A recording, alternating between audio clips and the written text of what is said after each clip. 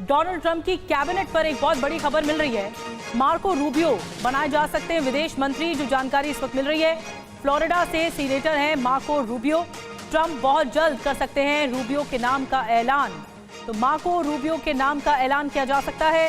Florida से senator हैं Marco Rubio और उन्हें विदेश मंत्री बनाया जा सकता है।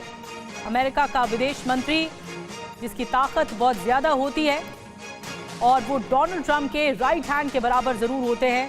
तो ऐसे में कैबिनेट पर बहुत बड़ी खबर है। डोनाल्ड ट्रंप के कैबिनेट पर मार्को रूबियो बनाए जा सकते हैं फॉरेन मिनिस्टर।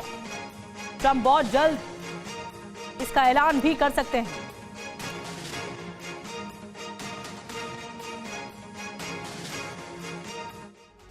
तो अमेरिकी सियासत में मार्को रूबियो का कितना बड़ा कद है, ये जानना भी जरूरी है। फ्लोरिडा से रिपब्लिकन पार्टी के सीनेटर हैं ये। 2011 में पहली बार बने हैं सीनेटर। 2016 में राष्ट्रपति की रेस में, लेकिन रिपब्लिकन प्राइमरी में ट्रंप से वो हार गए थे।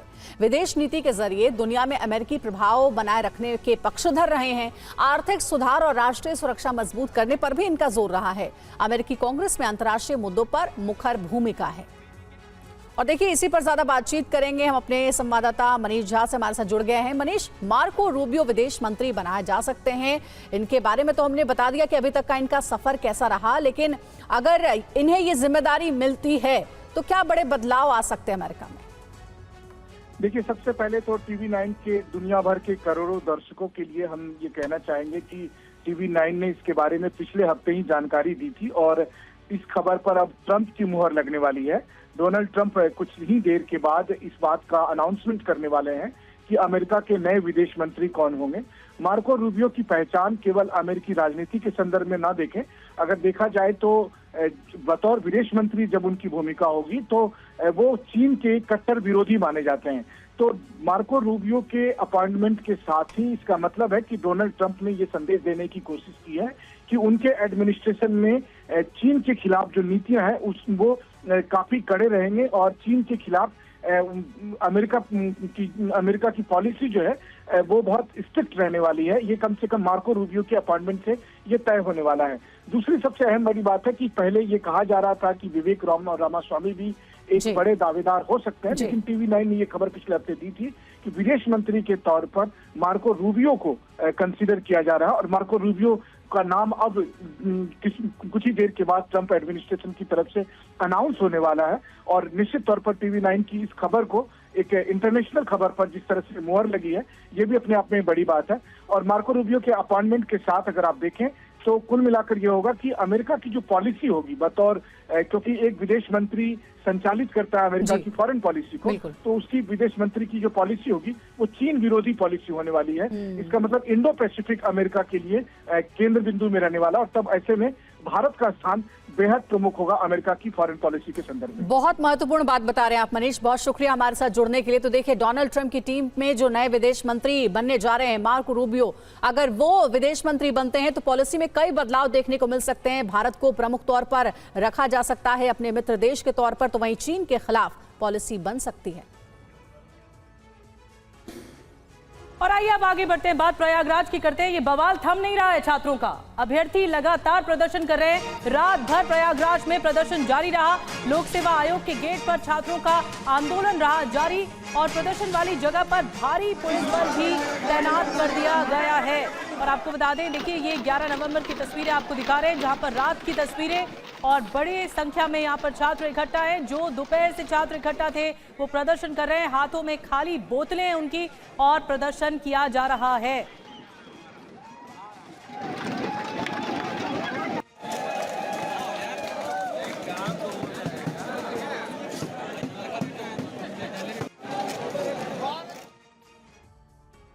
तो प्रयागराज में लोक सेवा आयोग दफ्तर के सामने रात भर से छात्र प्रदर्शन कर रहे हैं। वीडियो भी आपको हम दिखा रहे हैं। जमीन पर पानी की बोतल पीटकर छात्र प्रदर्शन कर रहे हैं। पुलिस की बैरिकेडिंग तोड़कर आगे बढ़ने की भी कोशिश की। आंदोलन पर काबू पाने के लिए रात में स्ट्रीट लाइट भी काट दी गई और इसके बावजूद बड़ी संख्या में छात्र डटे रहे और मोबाइल की टॉर्च जलाकर, फ्लैश लाइट जलाकर अपना विरोध जताया। और अब आपको बताते हैं कि ये जो छात्र हैं वो सड़कों पर क्यों उतरे हैं, मांगे क्या है, प्रयागराज में छात्र प्रदर्शन क्यों कर रहे हैं, आपको बताते हैं क्यों सड़कों पर उतरे हैं छात्र।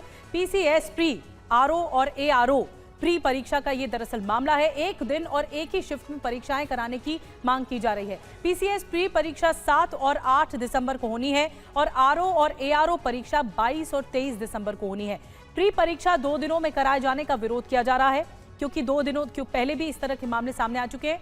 प्रयागराज में हजारों अभ्यर्थियों का मार्च देखा गया। उनकी मांग है कि एक ही दिन में एक ही शिफ्ट में परीक्षाएं कराई जाएं। और वहीं इस मामले में प्रयागराज के डीएम का कहना है कि व्यवस्थाओं को देखते हुए सिर्फ सरकारी स्कूलों में ही केंद्र बनाकर परीक्षा को 2 दिन में कराने का फैसला लिया गया है। अगर इस मसले पर प्रतियोगी का कुछ सुझाव है तो उस पर विचार किया जाएगा।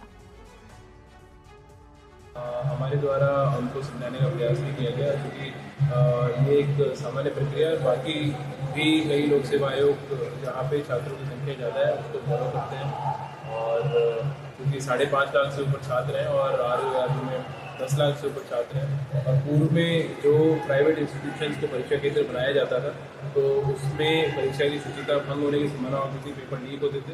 इसलिए ये निर्णय छात्रों के हित में लिया गया था शासन द्वारा।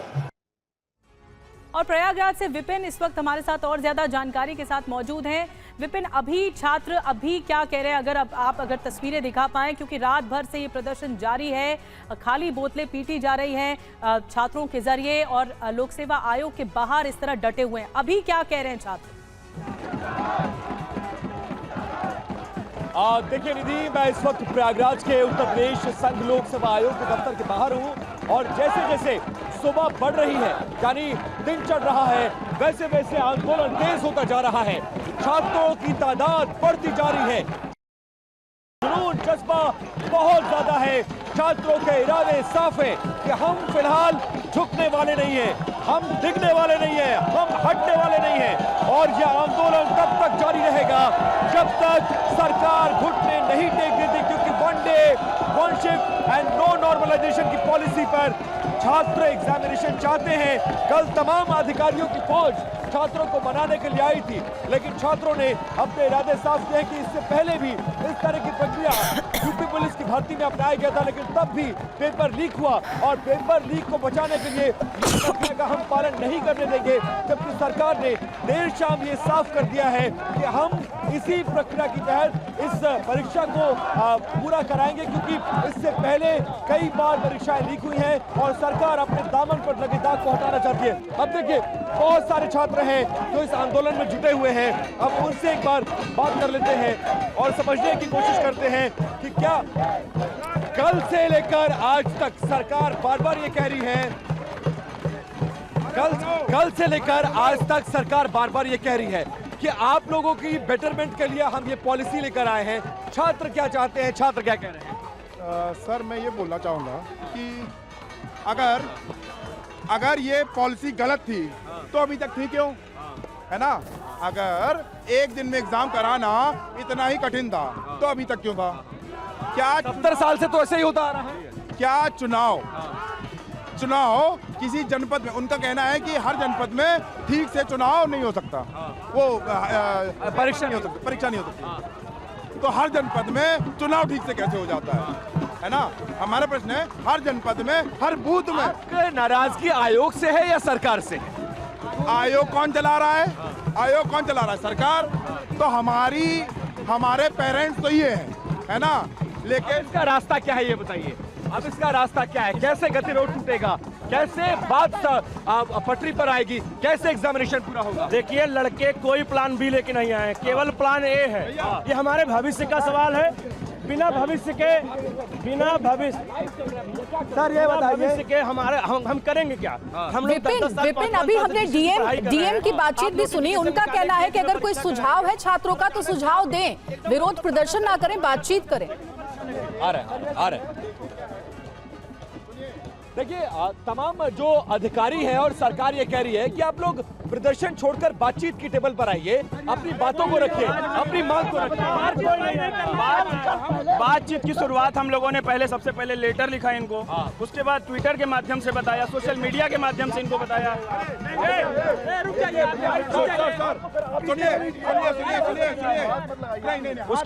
उसके बाद ठीक है, 27 अक्टूबर को आरओ की परीक्षा प्रस्तावित थी, ठीक है। उस परीक्षा के बिहार पे जब परीक्षा पोस्टपोन हुई, पीसीएस की परीक्षा, आरओ की परीक्षा पेपर आउट हुआ, उसके बाद सर हम लोगों ने इनको लिखित ज्ञापन दिया 21 अक्टूबर को। हमने कहा कि परीक्षा प्रणाली जो सरकार ने तो साफ कर दिया कि हम नहीं हटेंगे, हम अपनी बात से नहीं हटेंगे, इसी प्रक्रिया के तहत हम भी नहीं हटेंगे। सरकार को बता देना चाहते हैं, सरकार बीजेपी सदस्यता अभियान चला रही है, वैकेंसी निकाल रही है। अब छात्रों की वैकेंसी कौन निकालेगा? परीक्षा लीक हो रही है साल भर पहले, पेपर अभी तक नहीं करवा पा रहे हैं, नए नए नियम ला रहे हैं। माननीय सर्वोच्च न्यायालय के फैसले की अवमानना कर। आप लोगों ने साफ देखिए, ये संघ लोक सेवा आयोग का दफ्तर है और उसके बाहर लिख दिया गया है यहाँ पर, अध्यक्ष महोदय होश में आओ, वन डे वन शिफ्ट, हमारे भविष्य से खिलवाड़ बंद करो। इस सरकार को यह भी बताना चाहता हूं, अगर हमारी मांगे नहीं मानी गई तो इस सरकार को हटना पड़ेगा। इस सरकार को अभी चुनाव भी झेलना है। अच्छा, कल बहुत बड़ी तादाद थी निधि, देखिए, और एक बार फिर से मैं छात्रों की तस्वीर दिखाना चाहता हूँ। कल 10,000 के आसपास तादाद थी और रात में छात्र इधर उधर सोने चले गए थे, लेकिन जैसे सुबह हुई है बड़ी संख्या में छात्र यहाँ पर आए हैं और आंदोलन आगे बढ़ रहा है, चल रहा है और छात्र हटने को तैयार नहीं है। इसमें महिलाएं भी हैं, पुरुष भी हैं और सबको नाराजगी बहुत ज्यादा। क्या कहना चाहिए सर? ये बताइए कि सुप्रीम कोर्ट से बड़ा आयोग हो गया। सुप्रीम कोर्ट ने साफ साफ कहा कि कोई वैकेंसी आई है, उसके प्रक्रिया के बीच में बदलाव नहीं हो सकता, फिर भी आयोग ने तानाशाही के बल पर तो ऐसा बीच में प्रक्रिया में बदलाव किया है। और सर ये बताइए, नॉर्मलाइज सरकार कह रही है कि हमने यूपी पुलिस की परीक्षा में ऐसा पॉलिसी अपनाया था, उसका अंजाम सर पुलिस की एग्जाम और आयोग की एग्जाम बहुत बड़े अंतर है सर। बहुत कारण क्या अंतर है बताइए सर? कारण उसका इसमें इंटरव्यू है, प्री है, मेंस है, उसमें सिर्फ एक परीक्षाएं होती हैं सर, तीनों में लगेगा तो नंबरों का बंटवारा होगा कि किसी शिफ्ट का एग्जाम टफ आ गया, किसी का सरल आ गया तो नॉर्मलाइज किया जाएगा उसे। अब जो आयोग एक पेपर सही से नहीं बना सकती, जिसमें 10 से 15 क्वेश्चन गलत रहते हैं हर बार। सबसे पेपर आप लोग का पेंडिंग है ये यूपी पीसीएस की प्री एग्जामिनेशन, सहायक समीक्षा अधिकारी और 2023 है ना, और साल से ज्यादा। हाँ, और आरओ का एग्जाम। और सर ये क्या बोलते हैं, नॉर्मलाइजेशन जो सर जो है एक हिसाब से देखा लग रहा है, किसी का 100 नंबर आ रहा है बच्चे का, दूसरे का भी 100 आ रहा है, एक का जो है 110 हो जा रहा है, एक का 90 हो जा रहा है। कैसे मेंस की प्रिपरेशन करेंगे सर? किस मैथ का क्वेश्चन तो है नहीं, मैथ का सवाल तो है नहीं। सरकार निर्धारित करेगी कि ये कौन सा शिफ्ट में कठिन है, कौन सी शिफ्ट में जो है बड़ी बात कह रहे हैं, मैथ का पेपर तो नहीं सर, हिस्ट्री पॉलिटिक्स क्वेश्चन आने हैं सर। कैसे निर्धारित कर रही सरकार? बिल्कुल समझ सकते हैं निधि आप। बिल्कुल विपिन, बड़ी बात कह रहे हैं। अभ्यर्थी जो हैं, छात्र जो हैं, नॉर्मलाइजेशन का विरोध कर रहे हैं और ये समझना दर्शकों के लिए जरूरी है कि नॉर्मलाइजेशन का विरोध क्यों आखिर किया जा रहा है, क्यों इतना बवाल मचा है। छात्र सड़कों पर उतरकर हजारों की संख्या में प्रदर्शन कर रहे हैं। देखिए, अलग अलग शिफ्ट में परीक्षा होगी, अलग शिफ्ट में छात्रों की संख्या अलग अलग होती है। शिफ्ट में छात्रों की संख्या से परसेंटाइल बनता है, छात्रों को परसेंटाइल प्रभावित होने की आशंका होती है। नॉर्मलाइजेशन से नुकसान और फायदे का दावा किया जा रहा है। अब आपको बता दें कि छात्रों की एक ही दिन एक शिफ्ट में परीक्षा की मांग है। विपिन, अगर नॉर्मलाइजेशन का विरोध कर रहा है तो ये छात्रों को क्या समझना नहीं चाहिए कि इससे पहले पेपर लीक के कई मामले सामने आ चुके हैं और अलग अलग शिफ्ट में परीक्षाएं होंगी तो सहूलियत सरकार को या फिर आयोग को ज्यादा हो पाएगी, ज्यादा पारदर्शिता के साथ परीक्षाएं हो पाएंगी। क्या छात्र इसके लिए राजी नहीं होंगे? देखिए, मैंने तमाम छात्रों से बात की और एक बार फिर से तस्वीरें दिखा रहा हूँ। तादाद बढ़ती जा रही है निधि और एक पॉइंट पर विरोध है कि नॉर्मलाइजेशन नहीं होना चाहिए। आप परीक्षा को लकी ड्रॉ नहीं बना सकते हैं और परीक्षा को लीक कराने, जो लीक होती है परीक्षाएं, उसको रोकने के 1000 रास्ते हैं। ऐसे में आपके सामने सिर्फ एक ये रास्ता नहीं है, इसलिए छात्र बहुत ज्यादा है। क्या नॉर्मलाइजेशन पर आप लोग रेडी नहीं है और कोई विकल्प नहीं? ये प्रक्रिया बहुत बेकार है और आयोग के साथ साथ मैं आयोग योगी जी से भी कहना चाहता हूँ कि आपके उत्तर प्रदेश को ये आयोग बदनाम कर रहा है पूरे देश में। आप आयोग को समझाइए कि जैसे पहले पेपर होता था वैसे कराएं। पहले की प्रक्रिया, क्योंकि सरकार ये कह रही है कि हम पारदर्शिता चाहते हैं, सरकार ये चाहती है कि हम पेपर लीक को रोकना चाहते हैं, लेकिन इस शर्त पे जो पॉलिसी सरकार लेकर आई है उस पॉलिसी के आधार पर छात्र तैयार नहीं है। छात्र चाहते हैं कि बिल्कुल निष्पक्ष तरीके से एग्जामिनेशन हो, पारदर्शी तरीके से हो, पेपर लीक को रोका जाए, लेकिन उनके छात्रों के भविष्य से खिलवाड़ ना किया जाए और इस परीक्षा की तुलना जो पुलिस की परीक्षा है उससे नहीं हो सकती, क्योंकि पुलिस में 50-50 हजार पदों पर भर्ती होती है। ये एग्जामिनेशन 200-300 पदों पर होता है। ऐसे में दोनों की तुलना नहीं की जा सकती है। तो लिहाजा गतिरोध बरकरार है, छात्र हटने को तैयार नहीं है, सरकार झुकने को तैयार नहीं है, और जैसे जैसे दिन चढ़ेगा छात्रों की तादाद बढ़ेगी और गतिरोध आगे बढ़ता जाएगा। बड़ी बात है कि गतिरोध ये कब थमेगा। अब सवाल ये है सरकार क्या करेगी। मांगे रख दी हैं अभ्यर्थियों ने, छात्रों ने, और अब सरकार का क्या एक्शन होगा, आयोग का क्या एक्शन होगा, ये देखने वाली बात होती है। बहरहाल अपना विरोध तो दर्ज करा ही रहे हैं छात्र। बहुत बहुत धन्यवाद विपिन, तस्वीरें दिखाने के लिए, छात्रों की मांगे बताने के लिए, शुक्रिया आपका। और वहीं समाजवादी पार्टी के अध्यक्ष अखिलेश यादव ने सोशल मीडिया पर पोस्ट शेयर कर बीजेपी पर हमला बोला है। उन्होंने कहा है कि युवा विरोधी भाजपा का छात्राओं और छात्रों पर लाठीचार्ज बेहद निंदनीय कृत्य है। इलाहाबाद में यूपीपीएससी में धांधली को रोकने के लिए अभ्यर्थियों ने जब मांग बुलंद की तो भ्रष्ट भाजपा सरकार हिंसक हो उठी। हम फिर दोहराते हैं, नौकरी भाजपा के एजेंडे में है ही नहीं। ये देखिए, सपा के अध्यक्ष हैं अखिलेश यादव, उनका ये पोस्ट है। यूपी के उप मुख्यमंत्री केशव प्रसाद मौर्य सोशल मीडिया पर ही अखिलेश यादव के बयान पर उन्होंने प्रतिक्रिया दी है। उन्होंने कहा है कि यूपी के पूर्व मुख्यमंत्री अखिलेश यादव को छात्रों के मुद्दे पर बोलने का नैतिक अधिकार नहीं है। उन्हें अपने शासनकाल में हुई भर्तियों में भ्रष्टाचार को याद रखना चाहिए। प्रतियोगी छात्रों से अनुरोध ये है कि वे अपनी समस्याओं को शांतिपूर्ण तरीके से उठाएं और समाजवादी पार्टी की राजनीति का शिकार न बने।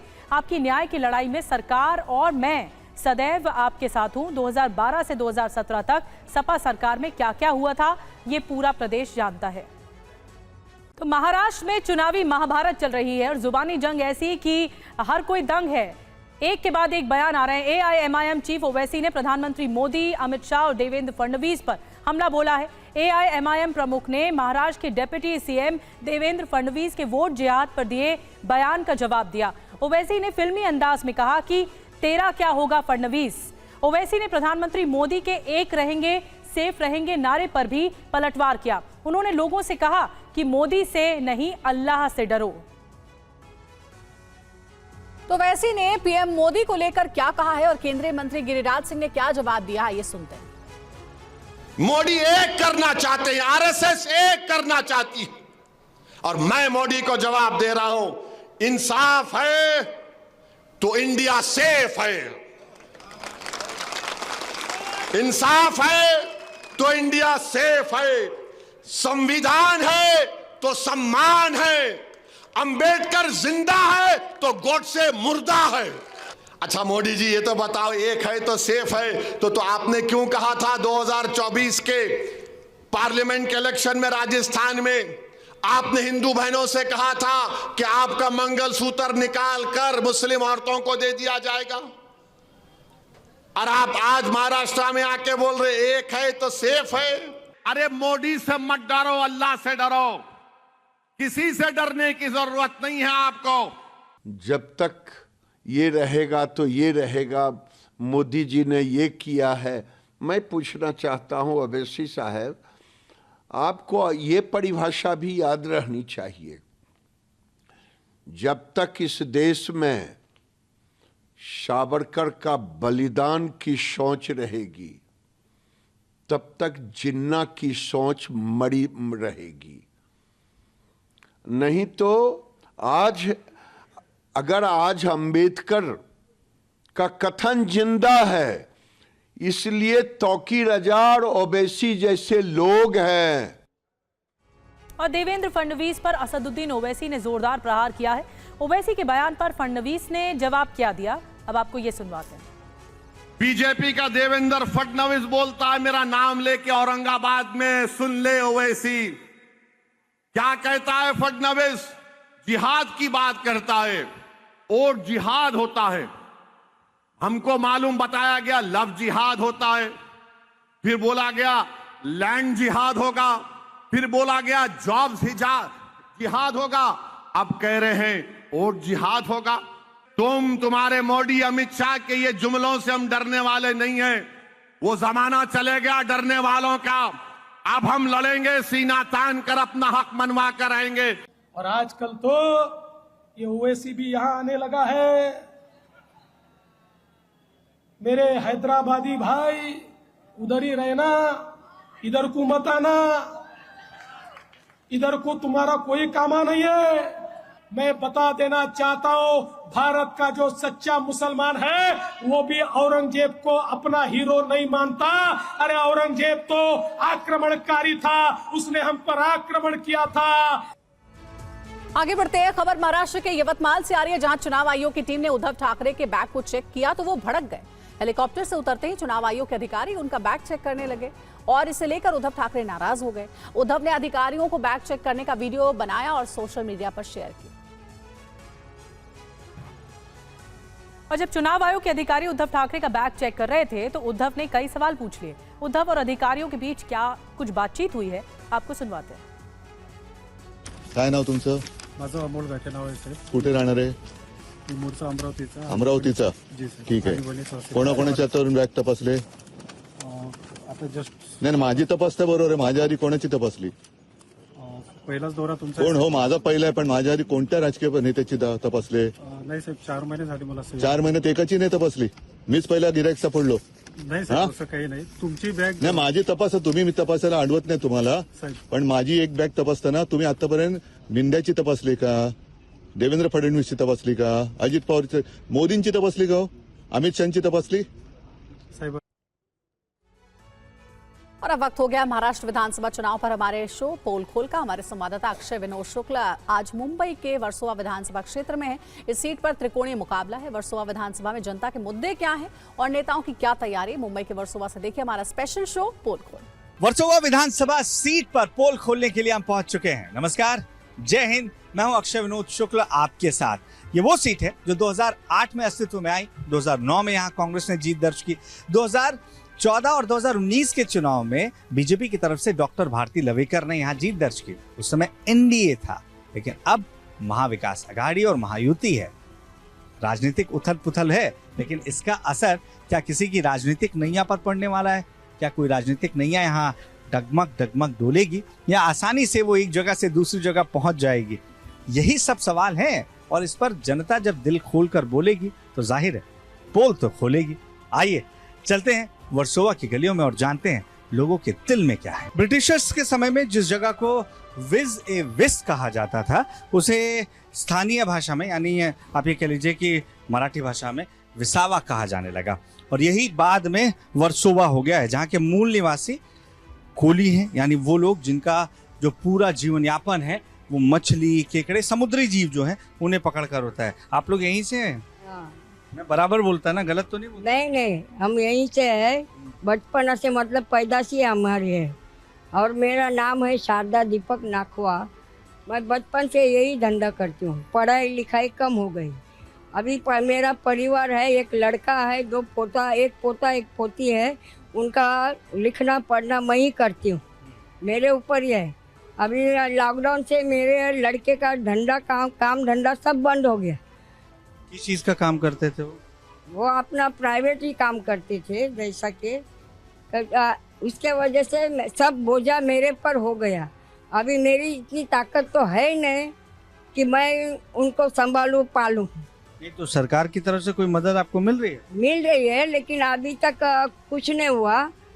अभी पहले हमको 10,000 रुपये दिया था बीएमसी की तरफ से, उसके ऊपर 20,000 रुपये दिया। अभी आगे मालूम नहीं क्या होगा। महीने में कुछ नहीं मिल रहा? 3,000 भी नहीं मिल रहा है, कुछ भी नहीं। और आइए आप भी यही काम करते हैं? मैं पहले जाते थे मच्छी बेचने को, 4 साल हो गया। लॉकडाउन से घर पे बैठते थे। लॉकडाउन से स्थिति खराब हुई? हाँ, एकदम मच्छी बेचता नहीं, मच्छी में कुछ मिलता नहीं, इसलिए मैं घर पे रहती हूँ। पहले कितना, लॉकडाउन से पहले कितना कमाई हो जाता था महीने में और अभी कितना होता है? महीने में 20,000 रुपये तो हम लोग कमाते थे, लेकिन अभी वो भी नहीं हो रहा है। अभी कितना होता है? अभी होता है मुश्किल से 1,000 भी नहीं होता है। 5 भी नहीं होता है? कुछ नहीं, तो बहुत कम है। वही ना, इसके ऊपर हम लोग का धंधा है, तो ऐसे में घर चलाने में तो दिक्कत होता होगा? वही दिक्कत ही है। बच्चे लोग की पढ़ाई लिखाई उनमें से करो, खाना पीना, उनका दुख सुख सब संभालना पड़ता है। अभी क्या कर सकते हैं, तो अब सरकार करो। ये अब आज ही अपना सही बात बोली। आपको लग रहा है सरकार आप लोग के लिए कुछ करती है? हमारे लिए अब तक कुछ किया नहीं और करेगा, उसके पीछे मालूम नहीं हमको, लेकिन क्या बोलूं। तो अभी जैसे हैं उनको तो 2 बार आप लोगों ने जिता के भेजा ना, वो भी नहीं सुनती लवेकर मैडम। बिल्कुल ना, अभी क्या पता सुनेगी नहीं मालूम। बात करने को हमारे से टाइम नहीं है, उनके लिए टाइम नहीं है, फोन उठाने को टाइम नहीं है। कितनी बार उसके ऑफिस में जाके मिलने को लिए तो भी मिलते नहीं, क्या करेंगे? टाइम नहीं, मैडम को टाइम नहीं। अरे गरीबों के लिए टाइम नहीं तो आपके पास टाइम है किसके लिए? वो बताओ, किनके लिए आप काम करती है वो बताओ। बहुत अच्छा सवाल पूछ रही हैं आज आप। और कहते हैं ना, जैसे मैं ऑफिस में गई मिलने के लिए, उनको 50-100 बार उनको फोन किया, ना उनका फोन कोई उठाता है, ना कोई बात करता है, ना कुछ करता है। ऑफिस में जाओ तो बोले मैडम इधर गई है, उधर गई है। अभी भी नहीं आई क्या चुनाव के समय? नहीं मिले। वर्सोवा जेटी में अब मैं इस बोट पर सवार हो रहा हूँ जो आपको एक विधानसभा से दूसरे विधानसभा बस 2 से 5 मिनट में छोड़ देंगे। कितना समय लगता है उधर जाने में? मुझसे नहीं क्या अंकल, कितना टाइम लगेगा वहाँ पहुँचने में? बस 2 मिनट भी नहीं लगता। और वो कौन सी जगह है? वो वर्सोवा मतलब मड आइलैंड। हाँ, मड आइलैंड जेटी। अच्छा, मड आइलैंड जेटी। अभी हम वर्सोवा जेटी में हैं। इसमें सिर्फ ऐसा नहीं है कि लोग बैठकर ही जा रहे होते हैं। मुंबई में सबसे ज़्यादा जो समस्या है, तकलीफ है, वो है ट्रैफिक की। तो जितने लोग बाइक अच्छी हो या पुरानी हो नहीं हो, वो भी बाइक से उधर क्यों जाते हैं? बाइक तो रोड पे चलती है, बोट पे कैसे? हम वहाँ पर रहते हैं ना, तो यहाँ से जाने में समय कम लगता है क्या? हाँ लगे, यहाँ पर घूम के आने एक 1.5 आवर लगता है, यहाँ पर एक 5 मिनट में पहुँच जाते हैं हम। अच्छा, तो इधर इस बोट के अलावा कोई दूसरा रास्ता है वहाँ पहुँचने का?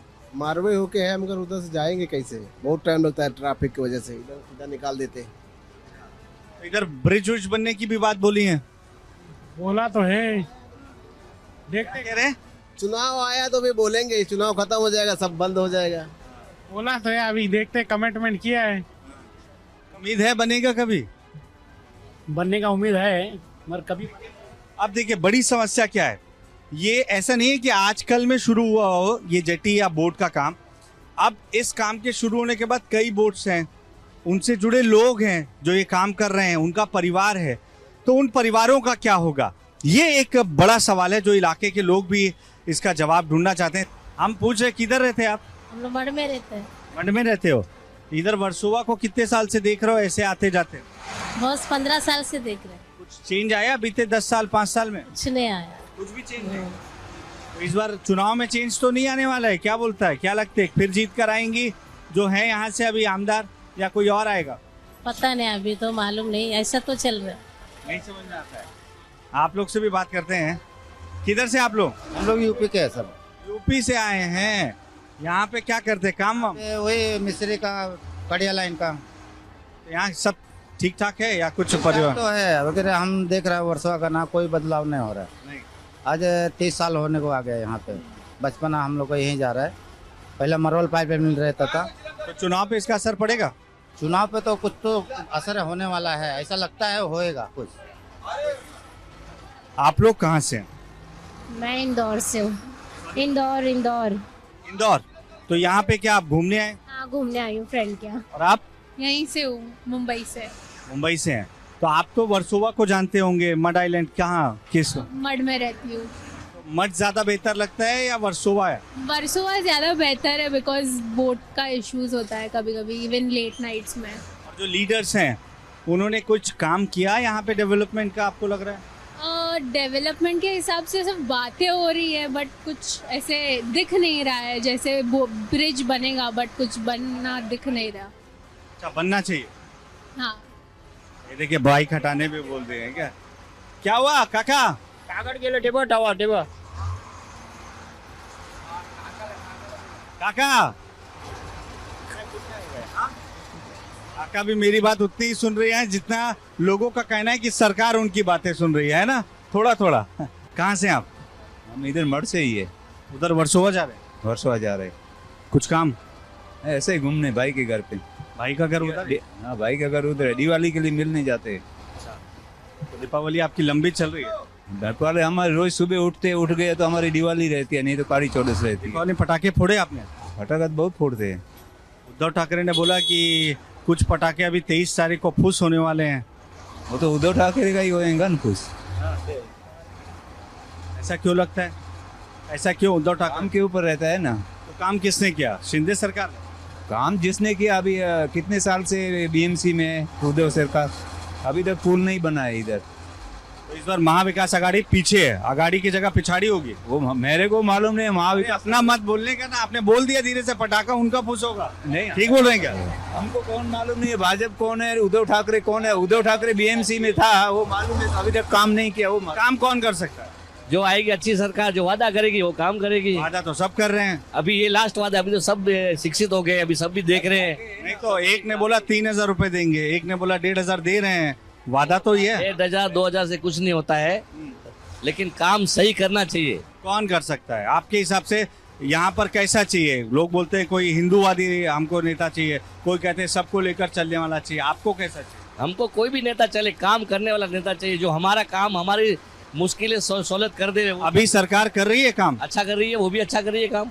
आपका एक जेन्युइन इशू, मैं आपको डिस्टर्ब नहीं कर रहा था भाई। हमने टाइटैनिक डूबते देखा है, इधर जेटी में तो डरना हमारा लाजमी है। ठीक बोल रहे ना?